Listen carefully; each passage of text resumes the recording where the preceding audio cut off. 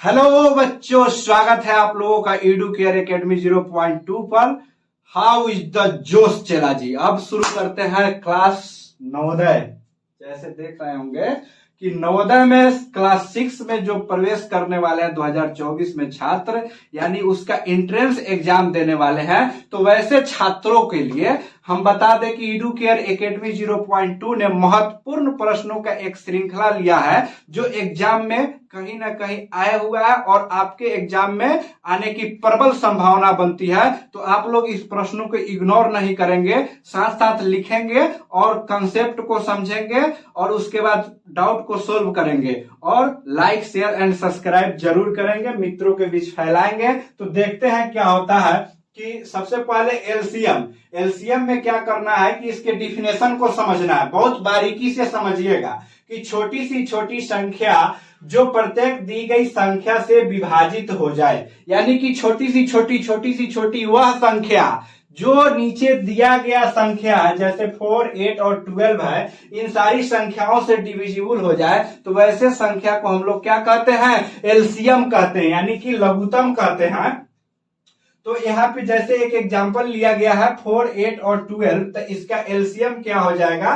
तो इसका एलसीएम जब आप निकालेंगे तो यहां से इसका एलसीएम यानी कि 2 इंटू 2 इंटू 2 इंटू 3 2 जा 6 2 जा 12 2 जा 24 होगा। जब एलसीएम यानी कि यह संख्या, इसी संख्या के बारे में बात हो रही है कि 24 ये वैसी छोटी सी छोटी संख्या है जो निम्नलिखित दी गई संख्या है, यानी कि 4, 8 और 12 दोनों से विभाजित हो जाए, तीनों से विभाजित हो जाए। ठीक है, तो अब यहाँ पे इसको समझने के बाद हम लोग मौसा के बारे में समझेंगे, यानी कि एचसीएफ क्या होता है। एचसीएफ के बारे में पूर्ण रूप से जानकारी लेंगे। बड़ी सी बड़ी संख्या जो प्रत्येक दी गई संख्या को पूर्णतः विभाजित करे। अब यहाँ पे बड़ी सी बड़ी संख्या निकालना है, वैसी बड़ी से बड़ी संख्या जो प्रत्येक दी गई संख्या को पूर्ण रूप से विभाजित करे। अब यहाँ पे इसी एग्जांपल को लेंगे 4, 8 और 12। ठीक है, अब 4, 8, 12 में अब डिफिनेशन को पढ़ेंगे एक बार कि बड़ी सी बड़ी संख्या जो प्रत्येक दी गई संख्या को पूर्णतः विभाजित करे, यानी कि वैसी बड़ी से बड़ी संख्या इसमें से निकालना है मेरे दोस्त। वैसी बड़ी से बड़ी संख्या यहाँ पे क्या होगा? जो यह संख्या इस तीनों संख्या को पूर्ण रूप से विभाजित करे, उसे हम लोग एचसीएफ कहते हैं। और इसके देखने के लिए चलिए शुरू करते हैं एचसीएफ निकालने का प्रोसेस। एचसीएफ निकालने के दो मात्र प्रोसेस होता है, एक फैक्टराइजेशन विधि होता है और दूसरा भाग विधि यानी कि डिवाइड प्रोसेस होता है। तो आपको मैं यह दोनों प्रोसेस बताऊंगा और देखिएगा ध्यान से कि दोनों प्रोसेस किस प्रकार काम करता है। तो दोनों प्रोसेस यह किस प्रकार काम करता है इसे देखेंगे आसानी से। यहाँ पे सबसे पहले 4 का फैक्टर करेंगे तो 4 का फैक्टर 2 इंटू 1 होता है, 2 इंटू 2 इंटू 1 होता है। अब इसके बाद में 8 का फैक्टर जब हम लोग करेंगे तो 2 इंटू 2 इंटू 2 यानी 2 2 जा 4 2 जा 8 इंटू 1 करेंगे। अब इसके बाद 12 का अगर हम लोग फैक्टर करते हैं मेरे दोस्त, 12 का फैक्टर क्या होगा? 2 इंटू 2 इंटू 2 यानी कि 2 2 जा 4, अब यहाँ पे 4 3 जा 12 इंटू 1 हो जाएगा। अब देखिएगा हाईएस्ट कॉमन फैक्टर का पावर क्या होता है, अधिकतम से अधिकतम कॉमन क्या है। अब यहाँ पे कितना 2 है? 2। कितना 2 है? 2। सब में 2 2 2 कॉमन हो गया।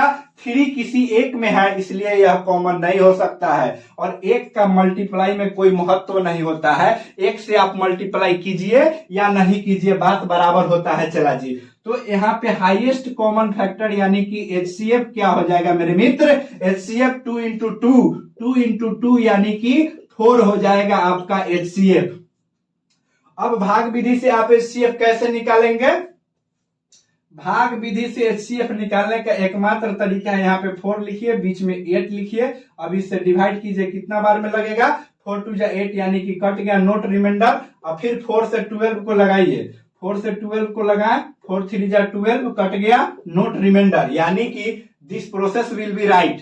ठीक है, आप लोग नोट कीजिएगा इन प्रोसेस को। अब यहाँ से जब आप नोट करना शुरू कर देंगे मेरे मित्र, तो यह क्या हो जाएगा कि इस संख्या का HCF आ गया 4, यानी कि इस संख्या का HCF क्या आया, 4 आया। तो 4 वैसी बड़ी से बड़ी संख्या है, 4 वैसी बड़ी से बड़ी संख्या है जो इस तीनों नंबर को डिवाइड करेगा, जो इस तीनों नंबर को डिवाइड करेगा।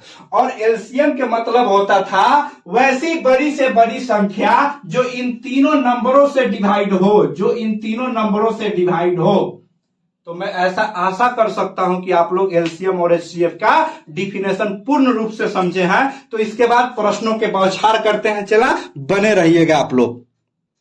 अब देखिएगा, 1 नंबर प्रश्न कहता है कि दो संख्याओं का अनुपात 5:6 है। तो इन प्रश्नों को बनाने के लिए आपको अनुपात की जानकारी होनी चाहिए कि अनुपात का कैसे हम ज्ञात कर सकते हैं। दो संख्याओं का अनुपात 5:6 है, तो यहाँ पे लिखेंगे दो संख्याओं का अनुपात 5x और क्या है 6x है। मान लीजिए कि दो संख्याओं का अनुपात है इतना, x क्या होगा, x इज कांस्टेंट, x यानी कि नियतांक है। इस प्रश्न को बनाने के लिए कंफ्यूजन नोट अलाउड। चला जी, कंफ्यूजन नोट अलाउड।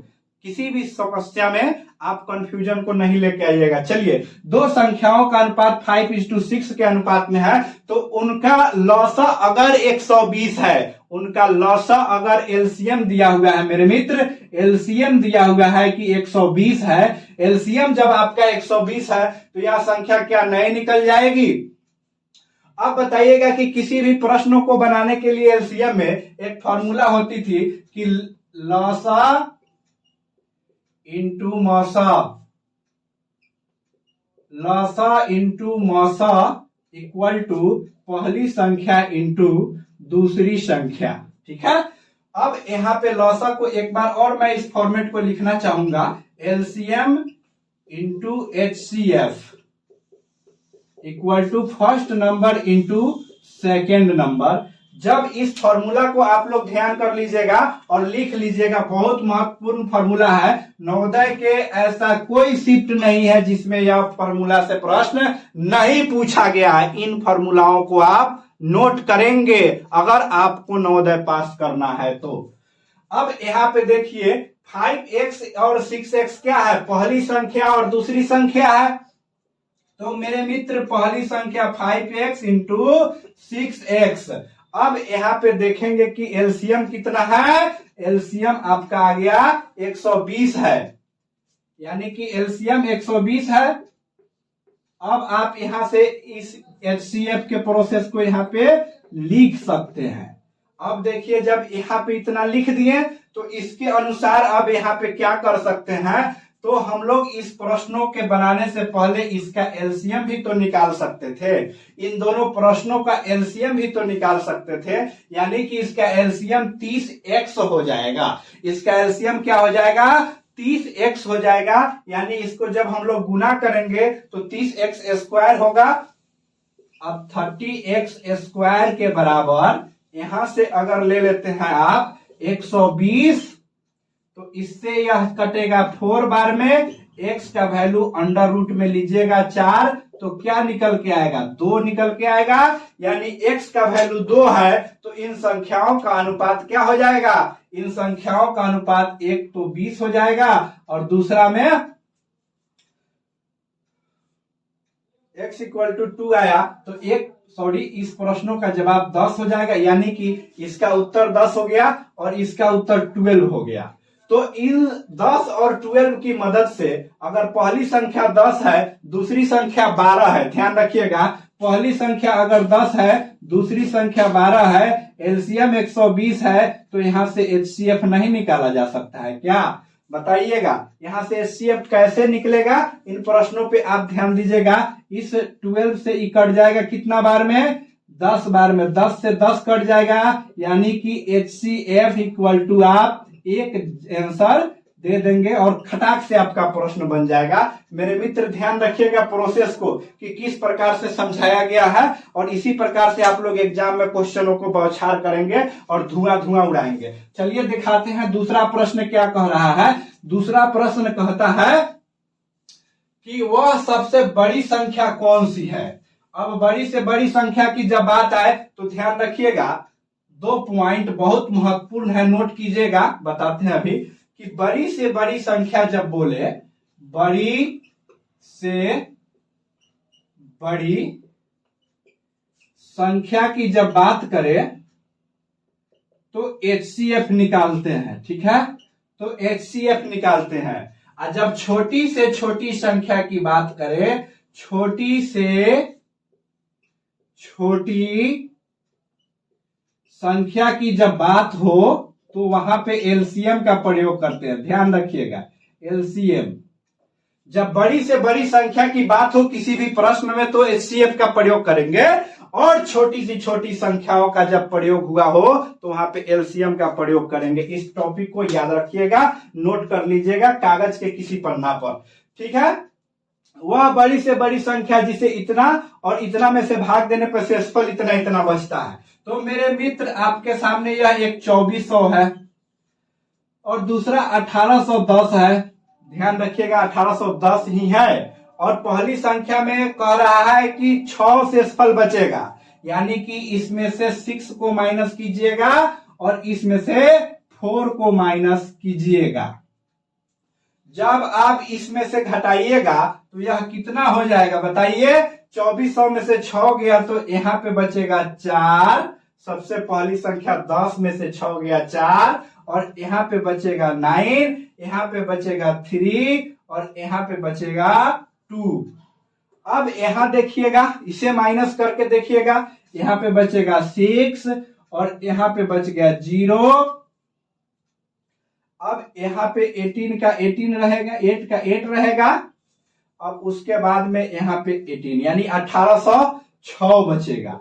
तो यह 1806 और 2400 का दोनों का जब हम लोग HCF निकालेंगे ना मेरे मित्र, जब HCF निकालेंगे तो यह कहानी खत्म हो जाएगा। यानी कि आप यहाँ 1806 और 2494 का जब आप HCF निकालेंगे तो आपका HCF 42 आएगा, जहां तक मैं उम्मीद कर सकता हूं। इसलिए एक बार में लगाइए ना, एक बार में जब लगा दिए तो 1806 हो गया, ये रिमाइंडर बचाइए, 14 में से 6 गया तो 8, यहाँ पे बचेगा 8 और यहाँ पे 2 बचेगा, यह कट गया। अब यहाँ पे देखिएगा अगला प्रश्न में लिखेंगे हम लोग 1806 का जब HCF निकालेंगे, यानी कि इसमें कितना बार में लगाया जा सकता है देखिएगा ध्यान से, क्योंकि इसमें हम मेरे अंदाज से 7 बार में लगाया जाता है, यानी कि 2 8 8 में 7 से मल्टीप्लाई कीजिएगा तो यहाँ पे हो जाएगा 14 5 19 नहीं 6 से लगाइए, 6 से लगेगा, यानी 8 6 48 के 8। अब बचा कैरी 4, 8 6 48 4 52 के 2 हासिल 5 और 12 और 5 17 होता है, यानी कि 1728 का प्रयोग करना होगा आपको।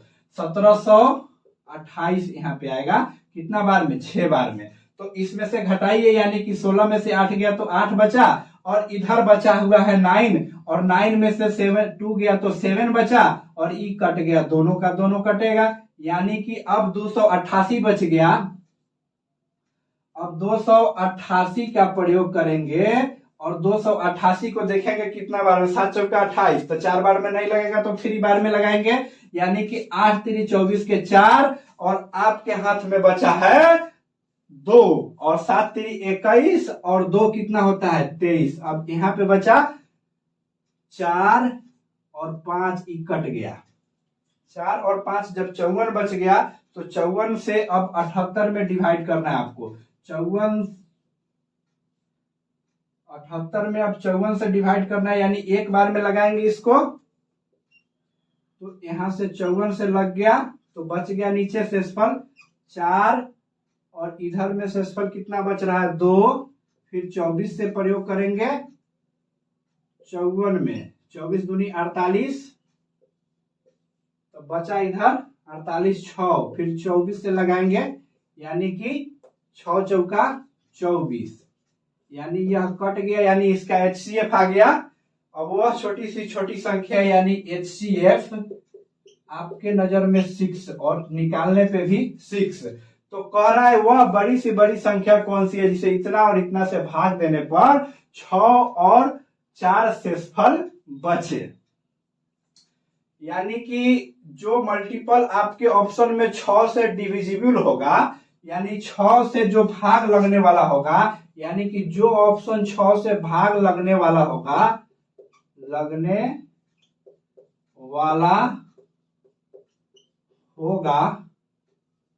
वही इस प्रश्न का उत्तर होगा।